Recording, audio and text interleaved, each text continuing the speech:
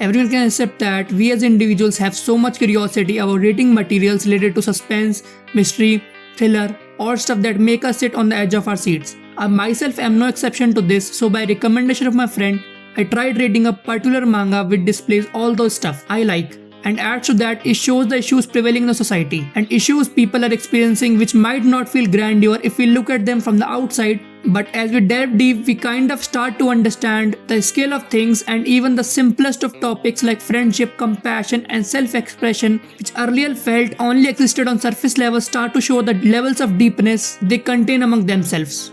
We all who read manga knows that the topic manga displays are not always very pretty to talk about. But you know what? It can always get worse. As you delve deep into manga verse and sometimes you feel like, what the hell have I read now?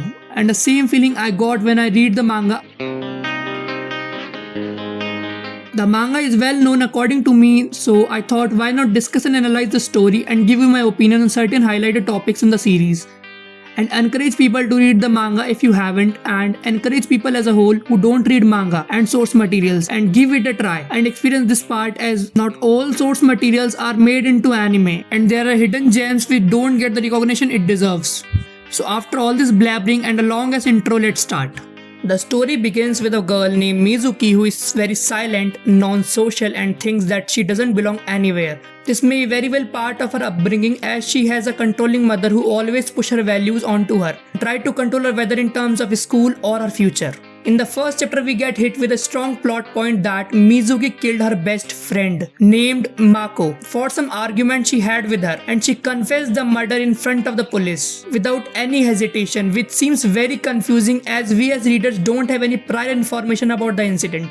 Moving forward, we see the flashback of Mizuki and Mako spending time together and planning their school break, but in certain panels I felt that there is something wrong with Mako. And when at one time Mizuki visited Mako at a diner she worked in, she was out for deliveries, and we see uncle of Mako, who is the owner of the diner, assaulting Mizuki and attempting rape, and in the spur of the moment Mizuki killed him with a knife.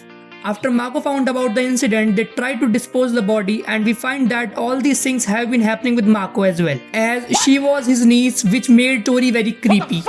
After that, we again switch to jail, in which Mizuki is in now, and the case is slowly showing its colors and displaying that the incident is not simple as it seems. We get introduced to Mako's ex-boyfriend and him stalking now Mako for some reason. Mizuki trying to save Mako from her ex-boyfriend and trying to make sure that the body is not found by anyone, which adds thrills to the story. Later we find some evidence in the story related to Mako and her suffering and the part of his boyfriend in the same. Cut to the present time, we see public prosecutors who were involved in Mizuki's case of killing Mako and her testifying that she was indeed the one who killed Mako. After she told the prosecutors that Mako thought she and her ex-boyfriend were planning to blame the entire murder on her, when Mako picked the knife for something, the murder happened in the spur of the moment, which in readers' eyes seems unreasonable as Mizuki and her ex-boyfriend were not even close, and other reason is that she did all the things to make sure that Mako lives a good life and to protect her, so how can she commit murder? Up to this point the story seemed simple but at the same time complicated, but after this moment the story just flipped on its head and so much things get revealed, which makes the case so much suspenseful and complicated, which I kinda liked about the story. And all the events after this are all twists and turns, so it is advisable to read the manga to experience it firsthand. I didn't cover all the other points to make sure that I don't spoil people who want to read manga. Let me tell you, the end of the story is written very nicely and it's very satisfactory, which makes it a good read. And to your surprise, the manga is only 28 chapters long, so it's very short. After the story, actually I want to talk about some things that is highlighted in the story which is related to society and problems of people. The problem faced by people of finding their place in the world, by finding the people who accept them for who they are and do not discourage them from finding the unique identities in the world and live their life on their own terms, which is contradicted by Mizuki's mom and other students at school. The friendship of Mizuki and Mako shows that there is someone who will stand by you in tough times, support you, protect you and find their place in the world standing beside you. The self-expression shows by Mizuki and Mako are very different from each other, but it shows that they are able to express themselves for who they are and are not hiding behind any shadows, which helped me connect to the story and understand the characters for who they were. These are my thoughts and a small spoiler-free review for manga.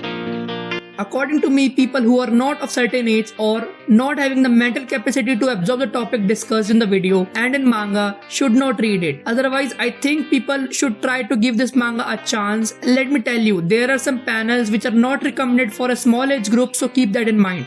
That's all from my side. See you in the next video. If you want to support this channel, you can do these.